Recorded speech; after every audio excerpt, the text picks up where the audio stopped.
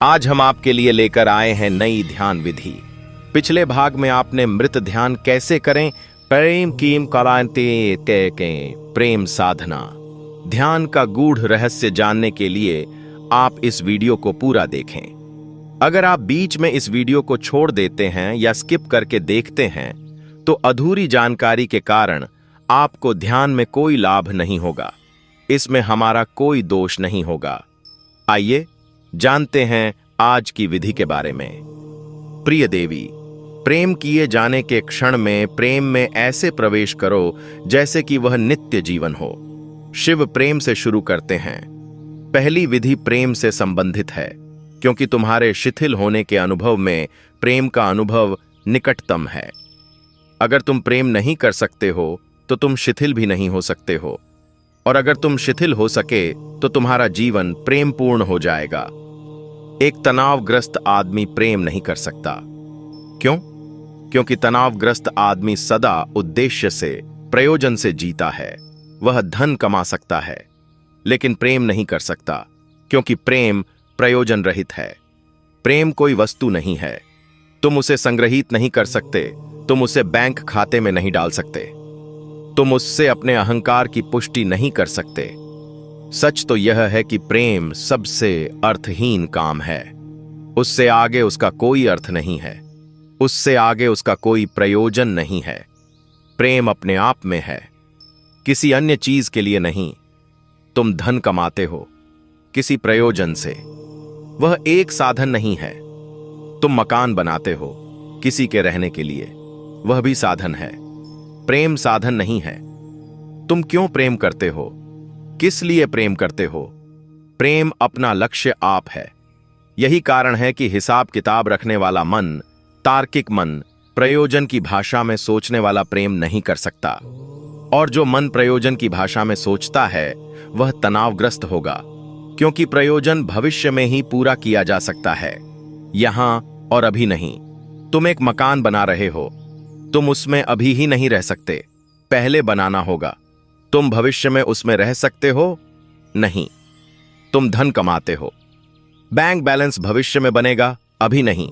अभी साधन का उपयोग कर सकते हो, साध्य भविष्य में आएंगे। प्रेम सदा यहां है और अभी है। प्रेम का कोई भविष्य नहीं है। यही वजह है कि प्रेम ध्यान के इतने करीब है। यही वजह है कि मृत्यु भी ध्यान के इतने करीब है, क्योंकि मृत्यु भी यहां और अभी है, वह भविष्य में नहीं घटती। क्या तुम भविष्य में मर सकते हो? वर्तमान में ही मर सकते हो। कोई कभी भविष्य में नहीं मरा। भविष्य में कैसे मर सकते हो? या अतीत में कैसे मर सकते हो? अतीत जा चुका, वह अब नहीं है, इसलिए अतीत में नहीं मर सकते, और भविष्य अभी आया नहीं है, इसलिए उसमें कैसे मरोगे? मृत्यु सदा वर्तमान में होती है। मृत्यु, प्रेम और ध्यान सब वर्तमान में घटित होते हैं। इसलिए अगर तुम मृत्यु से डरते हो तो तुम प्रेम नहीं कर सकते। अगर तुम मृत्यु से भयभीत हो तो तुम ध्यान नहीं कर सकते। और अगर तुम ध्यान से डरे हो तो तुम्हारा जीवन व्यर्थ होगा। किसी प्रयोजन के अर्थ में जीवन व्यर्थ नहीं होगा। वह व्यर्थ इस अर्थ में होगा कि तुम्हें उसमें किसी आनंद की अनुभूति नहीं होगी। जीवन अर्थहीन होगा। इन तीनों को, प्रेम, ध्यान और मृत्यु को एक साथ रखना अजीब मालूम पड़ेगा।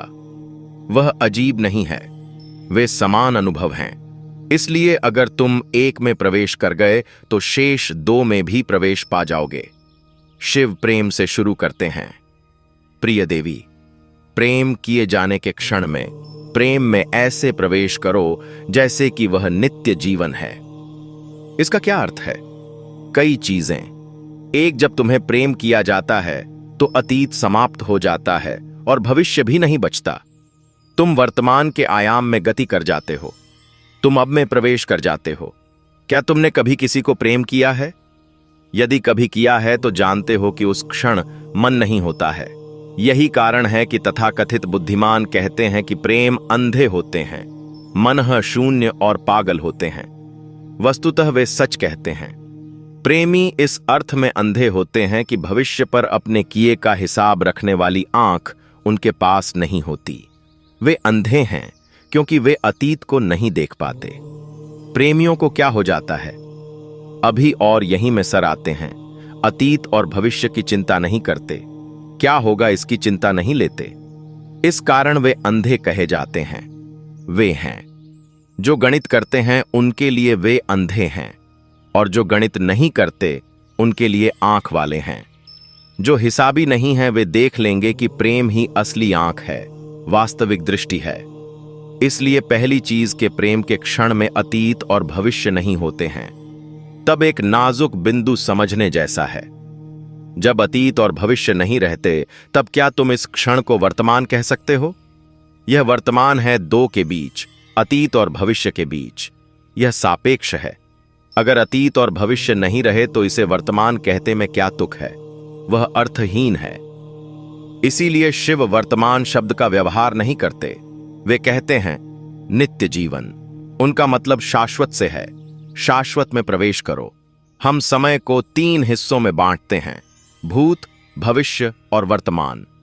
यह विभाजन गलत है, सर्वथा गलत है। केवल भूत और भविष्य समय है, वर्तमान समय का हिस्सा नहीं है। वर्तमान शाश्वत का हिस्सा है। जो बीत गया वह समय है, जो आने वाला है वह समय है, लेकिन जो है वह समय नहीं है, क्योंकि वह कभी बीतता नहीं है। वह सदा है। अब सदा है, वह सदा है। यह अब शाश्वत है। अगर तुम अतीत से चलो तो तुम कभी वर्तमान में नहीं आते। अतीत से तुम सदा भविष्य में यात्रा करते हो, उसमें कोई क्षण नहीं आता जो वर्तमान हो। तुम अतीत से सदा भविष्य में गति करते रहते हो। आकर वर्तमान से तुम और वर्तमान में गहरे उतरते हो, अधिकाधिक वर्तमान में। यही नित्य जीवन है। इसे हम इस तरह भी कह सकते हैं, अतीत से भविष्य तक समय है। समय का अर्थ है कि तुम समतल भूमि पर और सीधी रेखा में गति करते हो, या हम उसे क्षैतिज कह सकते हैं। और जिस क्षण तुम वर्तमान में होते हो, आयाम बदल जाता है। तुम्हारी गति ऊर्ध्वाधर ऊपर नीचे हो जाती है। तुम ऊपर ऊंचाई की ओर जाते हो या नीचे गहराई की ओर जाते हो, लेकिन तब तुम्हारी गति क्षैतिज या समतल नहीं होती है।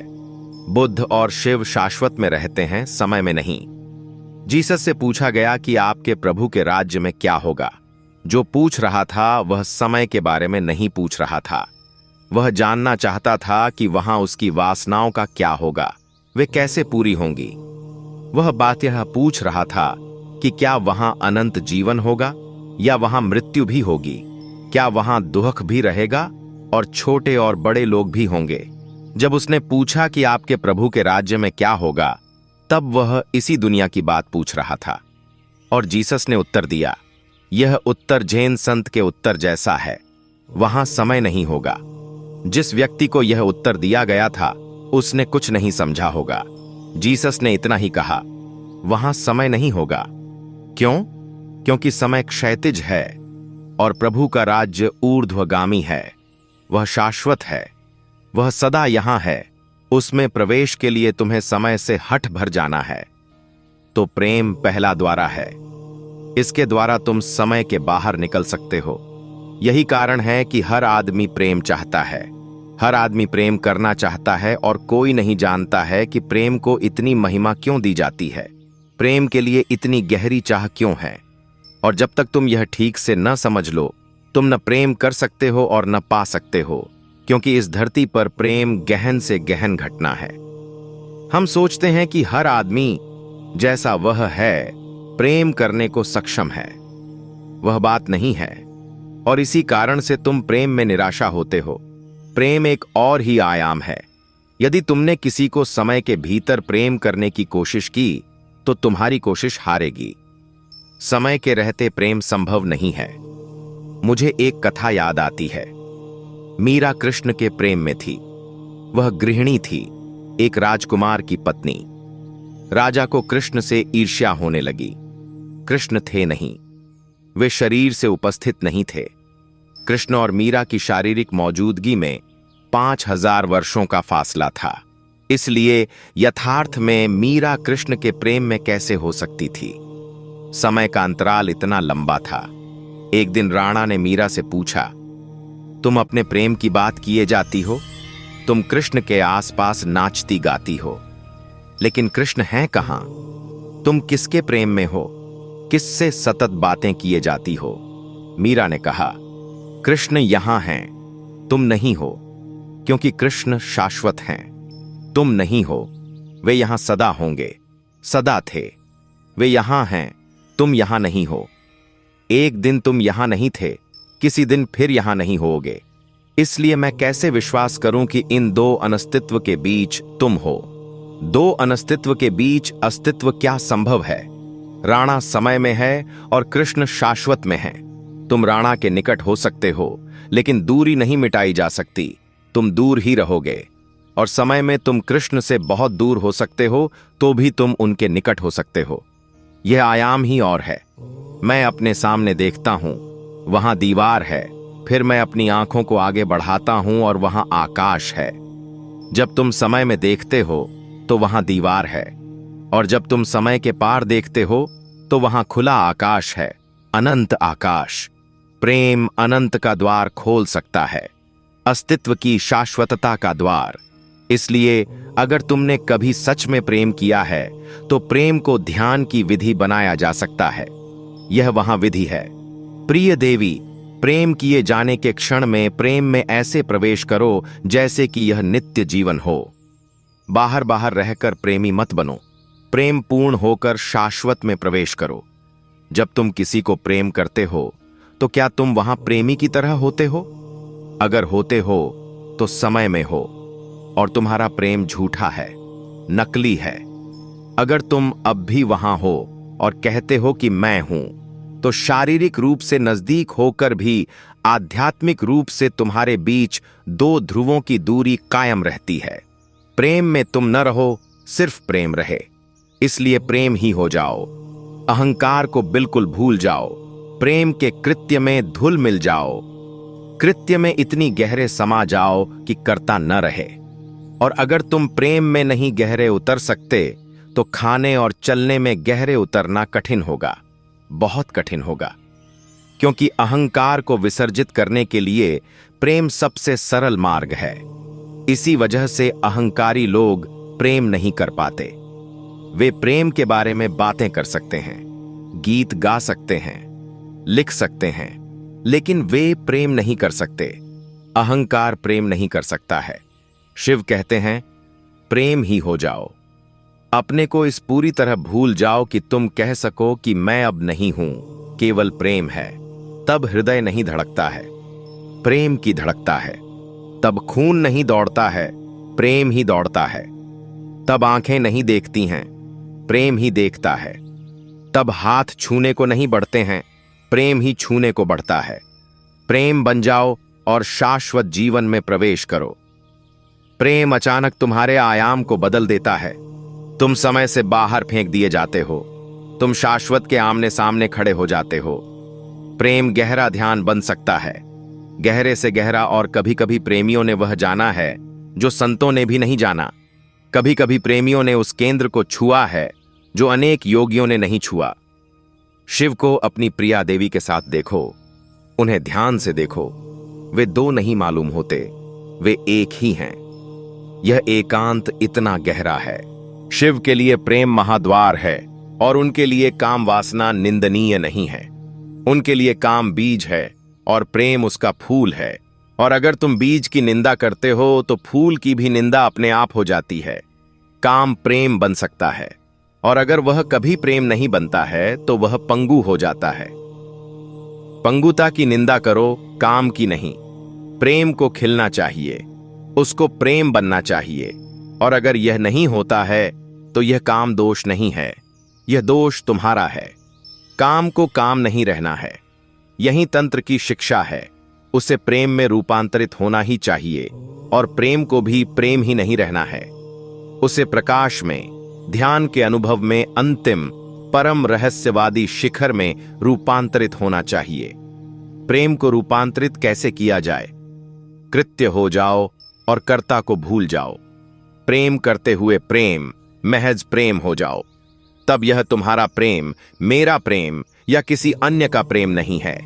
तब यह मात्र प्रेम है, जबकि तुम नहीं हो। जबकि तुम परम स्रोत या धारा के हाथ में हो, तब कि तुम प्रेम में हो।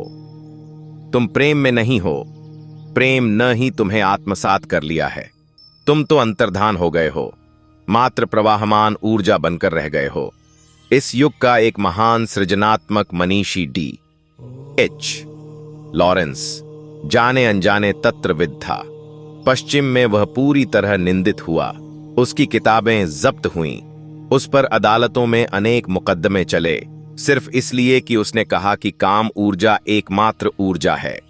और अगर तुम उसकी निंदा करते हो, दमन करते हो, तो तुम जगत के खिलाफ हो, और तब तुम कभी भी इस ऊर्जा की परम खिलावट को नहीं जान पाओगे, और दमित होने पर यह कुरूप हो जाती है, और यही दुष्चक्र है।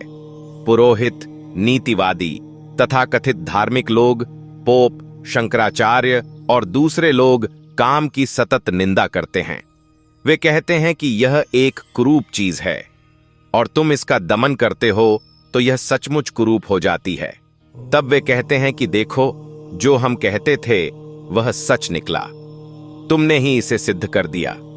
तुम जो भी कर रहे हो वह कुरूप है, और तुम जानते हो कि वह कुरूप है, लेकिन काम स्वयं में कुरूप नहीं है।